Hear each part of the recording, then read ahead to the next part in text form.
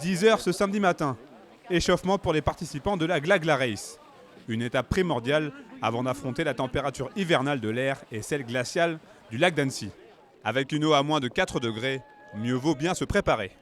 Une demi-heure plus tard, les fauves sont lâchés pour 2 formats de course.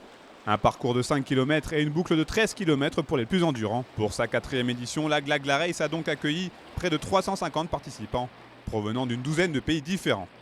On est donc bien loin des débuts plutôt confidentiels. Et là, ce qui est vraiment sympa, c'est qu'on a ce côté super populaire avec des gens qui viennent de 13 pays différents, qui ne sont pas forcément des gros compétiteurs, et en même temps un très haut niveau en tête de course. C'était un pari au départ, là, il y a 3 ans, pour la première édition, je pensais qu'on ne me donnerait même pas l'autorisation. Il y avait 40 personnes. Course inaugurale de l'Alpine Lakes Tour, une dizaine d'épreuves tout au long de l'année.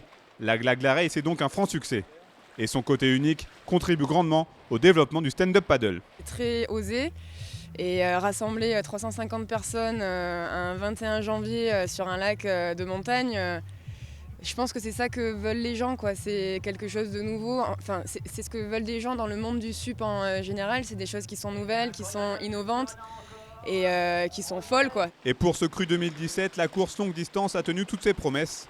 Au bout d'1 h et 21 minutes d'effort, c'est le jeune français Martin Le Tourneur qui s'impose au sprint devant l'italien Leonard Nica. C'est difficile de réaliser, on a fait tellement d'efforts que là c'est assez sympa comme feeling évidemment. On est content, quoi. On se dit que tous les efforts et l'entraînement ça vaut le coup et que c'est la concrétisation du travail, quoi. Donc c'est vraiment top, ça fait super plaisir et c'est très bon pour le moral. Et à l'arrivée, c'est surtout le sentiment du devoir accompli qui prédomine chez les 167 participants qui ont terminé cette course, qui fait donc l'unanimité. Ouais, c'était un peu dur, mais c'était super. Là, quand le soleil s'est levé, c'était trop beau. C'est vrai que le roc de Cher, c'est toujours sympa. À chaque fois c'est différent, la lumière est différente, les couleurs de l'eau sont superbes et l'hiver c'est encore mieux parce que le lac il est lisse et c'est vraiment sympa. Avec cette épreuve d'un nouveau genre, une fois de plus, le lac d'Annecy et son cadre idyllique ont assuré à la Haute-Savoie une très belle publicité.